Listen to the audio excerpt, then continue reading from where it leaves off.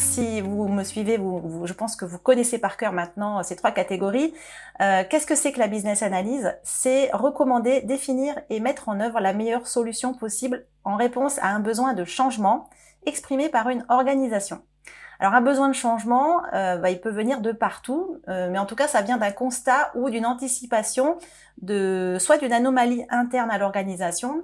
Un exemple, le service client est débordé par des appels de clients mécontents. C'est une anomalie, c'est pas normal qu'il y ait autant de clients mécontents. Donc les managers vont dire ok, qu'est-ce qui se passe? On va essayer de comprendre pourquoi les clients sont mécontents. Est-ce que c'est nos processus internes qui sont pas bons? Est-ce que c'est nos produits qui sont pas bons? Est-ce que c'est notre logistique? Donc là il y aura une réflexion à voilà, il faut améliorer quelque chose. Il y a un besoin de changement pour faire face à ces mécontentements et on va lancer un projet. Ensuite, ça peut être anomalies internes et aussi changements internes. Par exemple, un changement de direction. Quand il y a un nouveau directeur qui arrive, souvent, il veut mettre un petit peu sa propre impulsion. Il a ses idées à lui sur comment doit fonctionner l'entreprise. Et donc, ça peut être une impulsion qui vient aussi de l'intérieur, mais de la direction. À quelque niveau que ce soit un manager ou un PDG.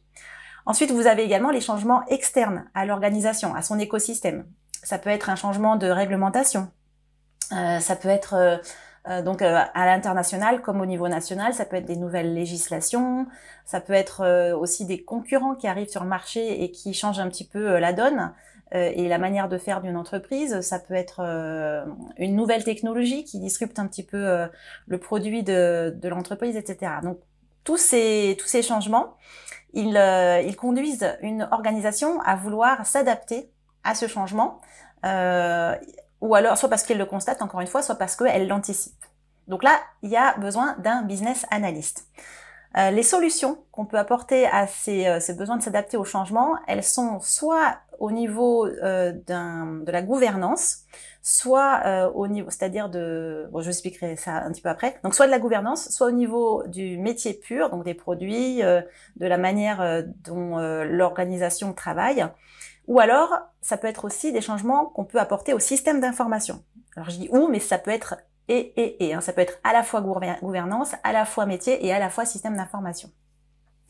Donc la demande de changement, elle est exprimée, elle est initiée via un cahier des charges, donc déjà de manière très informelle entre managers, et puis après elle va être étoffée et documentée dans un cahier des charges. Donc, vous avez compris, on associe souvent le métier de business analyst au projet informatique, mais en fait, c'est beaucoup plus large. Et d'ailleurs, quand on regarde le terme de business analyst, qui est un terme qui est assez récent, ceux qui ont quelques années d'expérience derrière eux, ils connaissent par exemple les synonymes consultant en management, consultant en organisation, consultant en stratégie, analyste métier, analyste fonctionnel, assistant à la maîtrise d'ouvrage, donc avec l'acronyme AMOA, product owner, analyste d'exigence, analyste des processus, responsable procédure, analyste d'entreprise, j'ai pas fini, chef de projet en système d'information, responsable qualification recette, spécialiste solution, consultant, ERP, BI, PLM, etc., etc. Mais en fait, tous ces termes, c'est pas des synonymes à 100%, mais ils reprennent une partie du périmètre de la business analyse. Donc, le business analyst en système d'information, il travaille sur des projets de système d'information. C'est logique. Donc lui, son objectif, c'est d'aider à la mise en place de projets de système d'information. Le business analyst métier, lui, il va travailler sur des projets métiers opérationnels sans finalité d'implémentation de solutions logicielles.